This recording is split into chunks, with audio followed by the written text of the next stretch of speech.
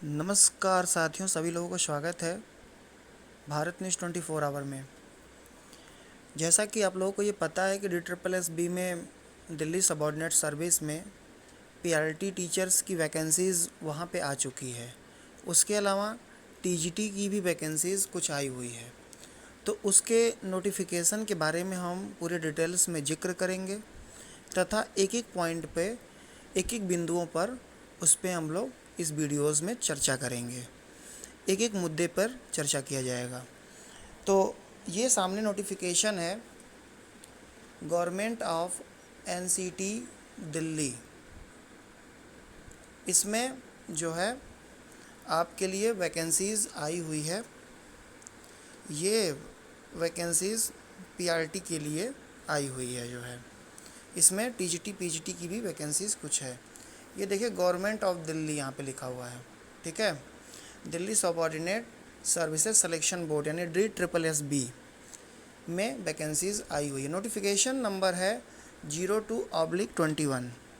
समय बर्बाद न करते हुए इसमें कौन कौन से पोस्ट आए हुए हैं उस पर हम लोग जिक्र जो है करेंगे कि कौन कौन से पोस्ट इसमें आए हुए हैं। सबसे पहले आपका TGT हिंदी का है। उसके बाद TGT हिंदी मेल और फीमेल 2 कैटेगरी में है, ठीक है। उसके बाद TGT जो है नेचुरल साइंस मेल कैंडिडेट के लिए है। TGT नेचुरल साइंस फीमेल के लिए है। फिर TGT मैथ्स के लिए है। TGT मैथ्स मेल के लिए, फीमेल के लिए अलग अलग क्राइटेरिया में है। TGT social science male, TGT social science female के लिए वैकेंसीज़ यहाँ पे है। उसके अलावा TGT Bengali assistant teacher 42/21 primary, ठीक है। उसके अलावा जो है TGT नर्सरी के लिए भी है जिसमें कि NTT मांगा गया है। उसके अलावा जो है काउंसलर का है, हेड क्लर्क है, असिस्टेंट टीचर प्राइमरी का 47/21। उसके बाद पटवारी का है। तो ये इतनी वैकेंसीज़ दिल्ली सबऑर्डिनेट सर्विस यानी कि DSSB में आई हुई है, जिसमें कि PRT की भी वैकेंसी आई हुई है। तो इस वीडियोज़ में हम PRT के बारे में जिक्र करेंगे कि PRT के लिए क्या क्या क्वालिफ़िकेशंस मांगी गई है और कितने पोस्ट हैं और उसके लिए क्या क्या क्राइटेरिया है, कौन कौन लोग शामिल हो पाएंगे। उसके बाद पेपर कितने नंबरों का होता है, पेपर का पैटर्न क्या रहता है, कौन कौन से सब्जेक्ट कितने नंबर के पूछे जाते हैं। तो इन सब के बारे में हम लोग जिक्र करेंगे। आइए डायरेक्ट चलते हैं PRT पे। देखिए सबसे बड़ी चीज़ कि PRT की जो वैकेंसीज़ यहाँ पे है, यह हर वर्ष, अभी पिछले दिन भी 2019 में ये वैकेंसी पिछली बार आई हुई थी 15/19 का। तो ये रिजल्ट डिक्लेयर हुआ। रिजल्ट डिक्लेयर के होने के बाद लोगों का काउंसलिंग कराया गया। ऑनलाइन बेसिस पे काउंसलिंग सब कुछ होती है यहाँ पे। उसके अलावा ऑनलाइन काउंसलिंग के बाद लोगों को नियुक्ति पत्र दिया गया। अब ये वैकेंसी 20 में, क्योंकि कोविड था इसके लिए 20 में ये वैकेंसीज़ आने वाली थी, ये वैकेंसीज़ नहीं आ पाई, इसलिए ये वैकेंसीज़ 2021 में जो है आई हुई है। तो ये जो पद आप लोग सामने देख रहे होंगे यहाँ पे स्क्रीन पे, ये देखिए यहाँ पे असिस्टेंट टीचर प्राइमरी है, एक और असिस्टेंट टीचर जो है प्राइमरी का लिखा हुआ है। तो ये मत सोचिएगा कि ये दोनों अलग अलग एक ही हैं, ये दोनों अलग अलग हैं। यहाँ पे असिस्टेंट टीचर जो प्राइमरी का है, ये देखिए असिस्टेंट टीचर यहाँ पे जो प्राइमरी का है, यह डायरेक्टरेट ऑफ एजुकेशन है, ठीक है। और जो असिस्टेंट टीचर प्राइमरी का यहाँ पे है, ये दिल्ली म्यूनसिपल कॉरपोरेशन के लिए, काउंसिल के लिए, ठीक है। अलग अलग पदों पर अलग अलग वैकेंसीज़ है। दोनों प्राइमरी असिस्टेंट है, लेकिन पद का कोड संख्या अलग अलग है और अलग अलग बोर्ड के लिए ये है। दिल्ली म्यूनसिपल काउंसिल के लिए भी है और डायरेक्टरेट ऑफ एजुकेशन के लिए भी PRT की वैकेंसीज़ यहाँ पे है। और सबसे बड़ी चीज़ ये है कि इसमें जो वैकेंसीज़ के पोस्ट हैं जो है प्राइमरी के लिए, तो इसमें प्राइमरी के लिए जो वैकेंसीज़ के पोस्ट हैं, इसमें देखिए 38 पोस्ट EWS के लिए है, 313 जो है जनरल के लिए है, 6 OBC के लिए है, 44 SC के लिए है, 33 ST के लिए, टोटल 434 पोस्ट आपको यहाँ पे मिल रहा है। ठीक है।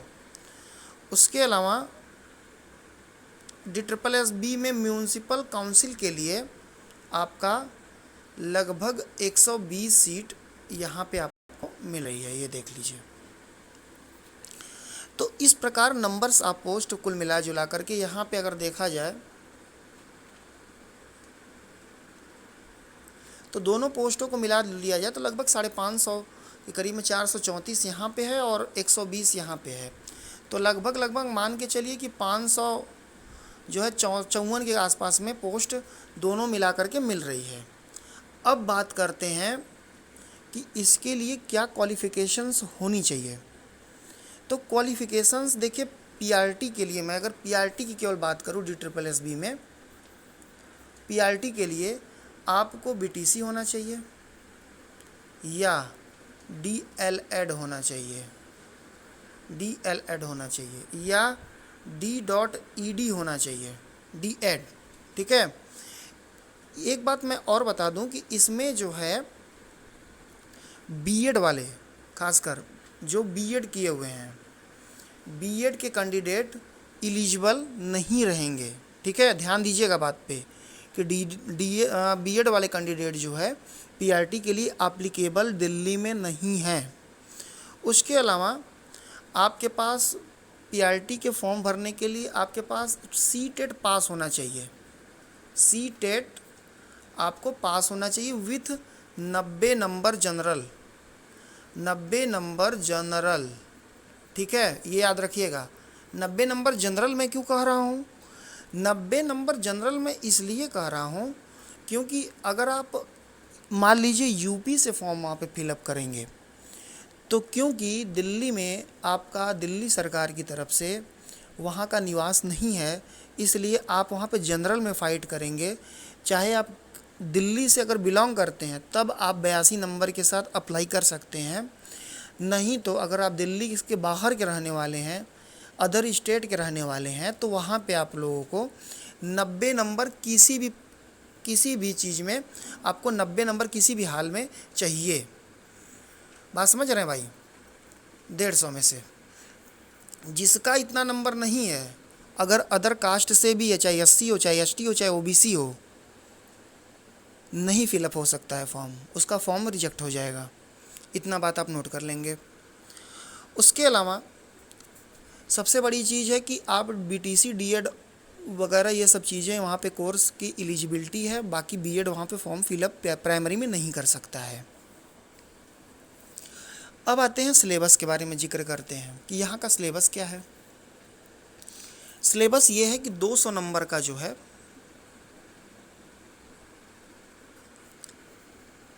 200 नंबर का जो है पेपर होता है। ठीक है, 200 नंबर का पेपर होता है। 200 में से 100 नंबर की साइकोलॉजी पूछी जाती है, इतना नोट कर लीजिएगा। 200 नंबर में से 100 नंबर की साइकोलॉजी पूछी जाती है, जिसमें कि 20-20 क्वेश्चंस करके टर्म आते रहते 20 क्वेश्चन सॉल्व करेंगे, फिर अगला 20, क्योंकि 20 जब लॉक होगा तो बैक जा करके आप नहीं देख सकते, वो आपका रजिस्टर्ड होता जाता है। क्योंकि यह जो पेपर होता है यह CBT होता है, ये जो पेपर होता है ये CBT होता है। ठीक है, यानी कि ऑनलाइन पेपर होता है, ऑनलाइन पेपर होता है इसका CBT, यानी कि कंप्यूटर बेस्ड टेस्ट होता है। और ये जो पेपर होता है इसमें माइनस मार्किंग भी होती है, इसमें जो है माइनस मार्किंग होती है। इसमें 100 नंबर का आपका साइकोलॉजी, ठीक है, ठीक है। उसके अलावा जो है 20 नंबर का हिंदी आता है। ठीक है, 20 नंबर का हिंदी आता है। उसके बाद 20 नंबर की हिंदी के बाद 20 नंबर का जो है इंग्लिश आता है।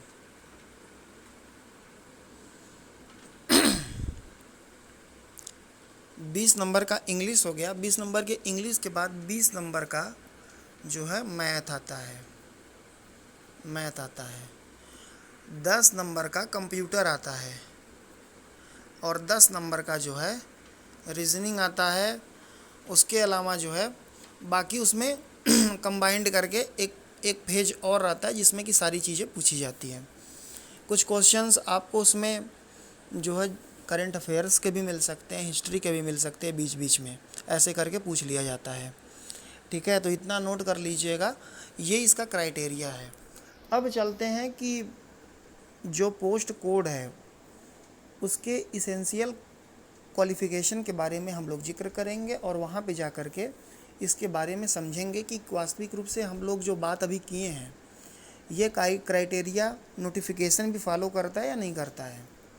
तो हम लोग सबसे पहले बात करेंगे, यहाँ पे पोस्ट कोड लिखा हुआ है 42/21 primary teacher directorate of education के बारे में सबसे पहले जिक्र करेंगे। उसके बाद 47/21 कोड के बारे में हम जिक्र करेंगे। तो नोटिफिकेशन में नीचे चलते हैं और देखते हैं कि क्या क्राइटेरिया यहाँ पे मांगी गई है। ये देखिए 47/21 आ गया, पहले 42/21 के बारे में हम लोगों को जिक्र करना था।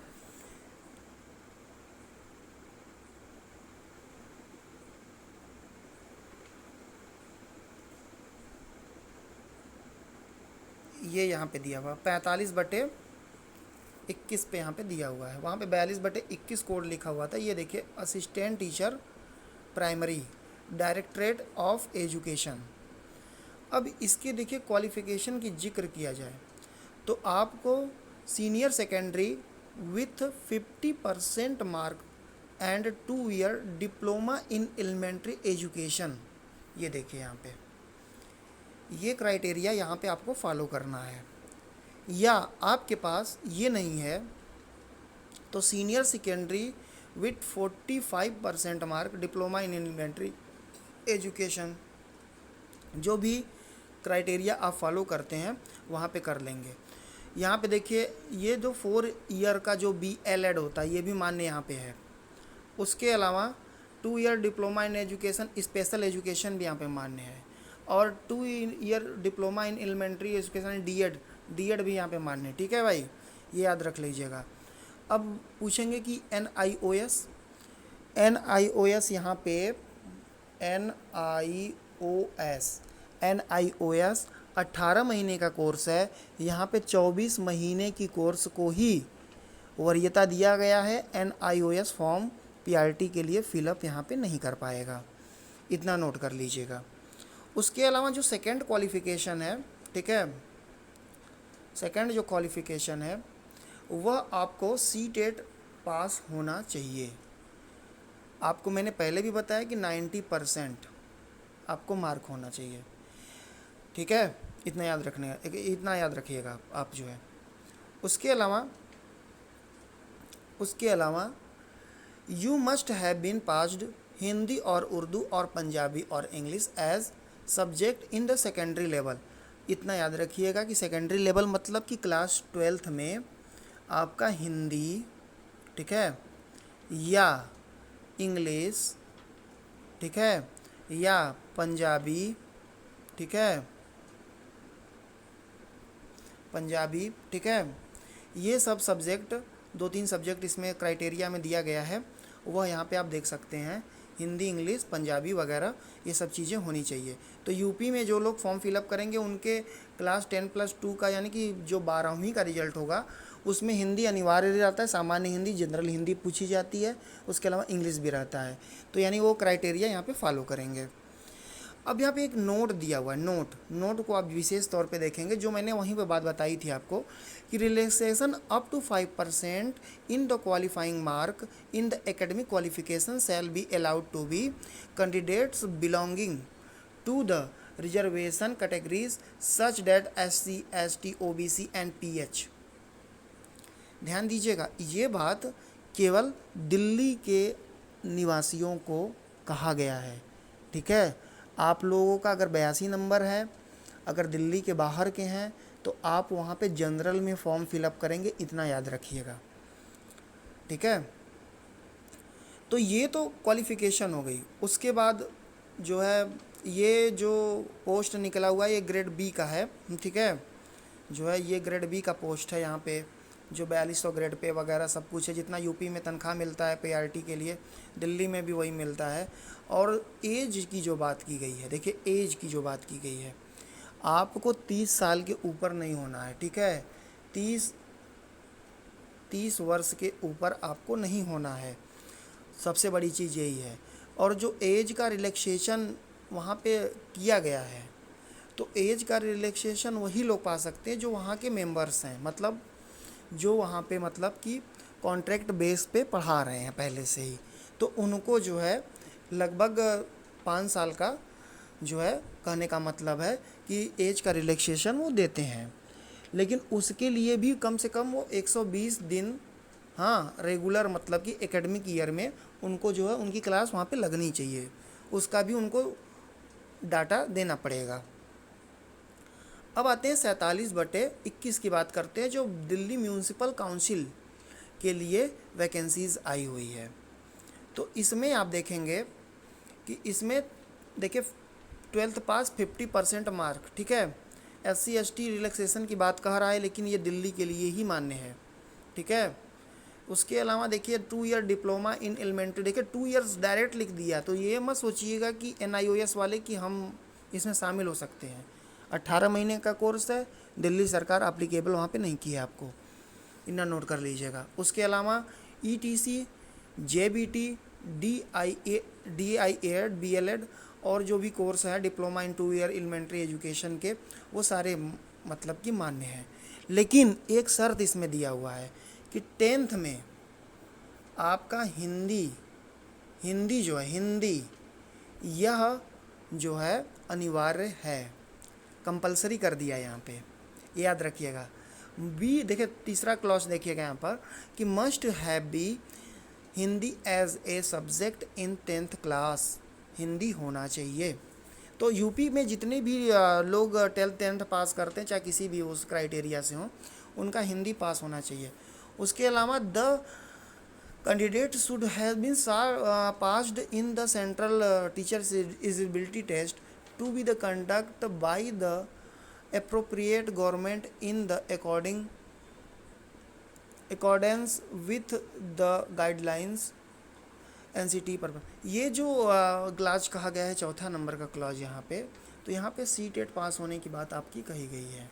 तो इतना याद रखिएगा कि ये 90 नंबर इसमें आपका दोनों में मांगा गया है, ठीक है। अब ये देखिए नीचे सब गाइडलाइन दी हुई है कि क्या गाइडलाइन है, कैसे फॉर्म आपको फिलअप करना है। ये government of national capital territory of Delhi की तरफ से सर्विस डिपार्टमेंट का जो वो है 7वां पे बैंड का, उसको ये दिया गया है यहाँ पे, सेक्रेटरी का वो दिया गया है। आप लोग इसको जा कर के DSSB.gov.in पे, वहाँ पे जा कर के इस नोटिफिकेशन को आप वहाँ से भी लोड कर सकते हैं दिल्ली सबऑर्डिनेट में। अब देखिए ये जो चीज़ें कही गई है कि कौन से पेपर्स कितने के लिए क्या किए जाते हैं, ठीक है। तो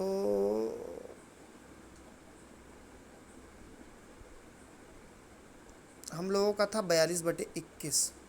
तो ये देख रहे हैं यहाँ पे ध्यान दीजिएगा हमारी बात पे। ये देखिए 42/21, 43/21, 47, ये तीनों जो है PRT की वैकेंसीज़ के लिए है। बीच में 43/21 था जिसमें कि एंटिटी मांगा गया है, ठीक है। तो उसमें खासकर महिलाओं के लिए ही मतलब होते हैं। इसमें देखिए ये दिया गया 200 नंबर का पेपर होगा। मैंने आपको पहले भी बताया कि 200 नंबर का पेपर यहाँ पे पूछा जाता है, ठीक है। उसके अलावा देखिए जो यहाँ पे पार्ट्स दिए गए हैं, ये ध्यान दीजिएगा। ये देखिए इसमें जो MCQ लेवल के क्वेश्चंस जो है पूछे जाते हैं, जिसमें कि जनरल अवेयरनेस, उसके बाद general intelligence and reasoning, arithmetical and numerical ability होता है, test of Hindi language and the comprehension का होता है, उसके बाद the test of English comprehension का होता है। तो ये जो पार्ट होगा, ये ऊपर वाला पार्ट मैंने आपको बताया 20-20 क्वेश्चन करके रहता है और उस हिसाब से पूछा जाता है। हिंदी में कंप्रीहेंशन भी रहता है और इंग्लिश में भी कंप्रीहेंशन रहता है, और कंप्रीहेंशन पे लगभग 5-5 क्वेश्चंस पूछे जाते हैं दोनों पार्ट में। यानी मान मिला जुला कर अगर कंप्रीहेंशन की बात किया जाए तो लगभग 200 में से 10 क्वेश्चन आपको वहाँ पे मिल जाएंगे इन दोनों पार्ट से। उसके अलावा जो रीजनिंग एंड इंटेलिजेंस का बात बोला है, इंटेलिजेंस मैथ और रीजनिंग दोनों एक साथ आते हैं, तो 20 नंबर के आते हैं। देखिए 20 नंबर के आते हैं, ठीक है, 20 नंबर के आते हैं। तो 20 नंबर में 10 क्वेश्चन आपके मैथ के रहेंगे प्लस 10 क्वेश्चन आपके रीजनिंग के रहेंगे। ये चीज़ें आप नोट करेंगे, ठीक है। और उसके बाद जनरल अवेयरनेस में आपकी हिस्ट्री से 1-2 क्वेश्चन रहेंगे, खासकर मॉडर्न हिस्ट्री पूछी जाती है, ठीक है। उसके बाद पॉलिटी से क्वेश्चन रहेंगे, 1-2 क्वेश्चन रहते हैं, एक आध क्वेश्चन खासकर राष्ट्रपति, राज्यपाल और वगैरह इन सबसे क्वेश्चंस पूछे जाते हैं। उसके बाद हिस्ट्री हो गया, पॉलिटी हो गया, जियोग्राफी से क्वेश्चन रहते हैं। जियोग्राफी से खासकर नदियाँ, तालाब, नहरें, उसके अलावा पर्वत, पठार, ये सब चीज़ें पूछी जाती हैं। उसके बाद जो है करेंट से क्वेश्चन रहता है। तो करेंट से खासकर जो दिल्ली से रिलेटेड करेंट रहता है उससे ज़्यादा क्वेश्चंस पुटअप होते हैं, लगभग 4 से 5 क्वेश्चंस जो है लगभग आते हैं। 1-2 क्वेश्चंस इसमें आपको कंप्यूटर से भी मिल जाएंगे, ठीक है, कंप्यूटर से भी मिल जाएंगे लगभग। तो मान के चलिए कि ये इसका क्राइटेरिया है लगभग जो है 20 क्वेश्चंस, ठीक है, लगभग 20 क्वेश्चंस जो है इससे आते हैं। उसके अलावा इंग्लिश भी लगभग 20 क्वेश्चंस पूछे जाते हैं, जिसमें कि सेंटानिम्स, एनानिम्स, वोकाबुलरी वगैरह ये सब चीज़ें रहती हैं, डायरेक्ट इनडायरेक्ट रहता है। उसके बाद कंप्रीहेंशन से लगभग 5 क्वेश्चंस पूछे जाते हैं, वन वर्ड सब्स्टिट्यूशंस रहता है वगैरह, ये सब चीज़ें पूछी जाती हैं। तो ये तो हो गया MCQ, इसका 100 नंबर का विवेचना हो गया। उसके बाद ये देखिए जो B वाला सेक्शन है, ठीक है, जो मैंने बता रहा था कि मैं 100 नंबर का आपका साइकोलॉजी पूछता है, ठीक है। तो साइकोलॉजी में जो 100 नंबर का पूछेगा, ठीक है, उसमें आपको जो है 20-20 मार्क करके जो है टीचिंग मैथोलॉजी रहेगा, जो DLED BLED में आप लोग पढ़े हुए हैं उससे रिलेटेड कुछ क्वेश्चंस पूछे जाते हैं। उसके अलावा मैथ्स के भी जो शिक्षण के कौशल क्वेश्चंस रहते हैं उसको पूछे जाते हैं वहाँ पे। तो ये चीज़ें आप वहाँ पे नोट करेंगे, इस हिसाब से लगभग 100 क्वेश्चंस लगभग रहते हैं, ठीक है। तो कुल मिला जुला करके ये देखिए 200 नंबर का पेपर होता है, ठीक है, इतना समझिएगा ध्यान से। आप वहाँ पे EWS में भी नहीं फॉलो, जो जनरल वाले कैंडिडेट है EWS में भी फिलअप नहीं करेंगे फॉर्म, वो जनरल में ही फिलअप कर पाएंगे, क्योंकि जो क्राइटेरिया है वो दिल्ली सरकार के बाहर आप हैं अगर अदर स्टेट से बिलोंग करते हैं। बाकी जो लोग दिल्ली से बिलोंग करते हैं वो दिल्ली में फॉर्म फिलअप कर सकते हैं। अब बात करते हैं कट ऑफ की।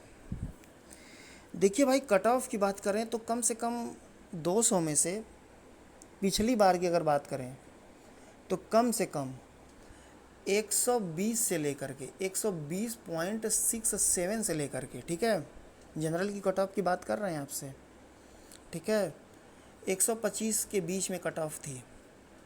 अभी इतनी कट ऑफ है इस वक्त तत्काल में, जो 15/19 PRT की थी, ठीक है, इतना याद रखिएगा। अब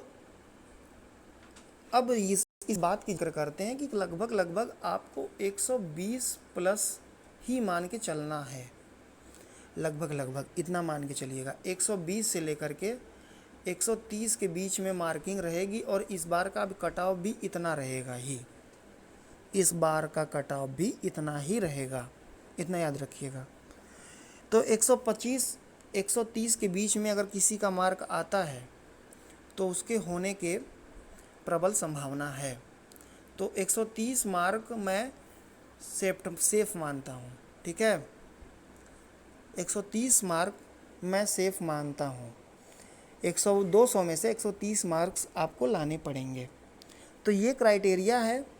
और ये देखिए DSSB का जो भी मॉडल है PRT, उसके बारे में मैंने आपको विस्तार से चर्चा कर दिया हूँ, और आशा करता हूँ कि ये वीडियोस आप लोगों को कुछ कहीं ना कहीं फॉर्म फिलअप करने में मदद करेगी। अब फॉर्म पे बात करते हैं। तो फॉर्म इसका जो है 25 तारीख से फिलअप होगा, ठीक है।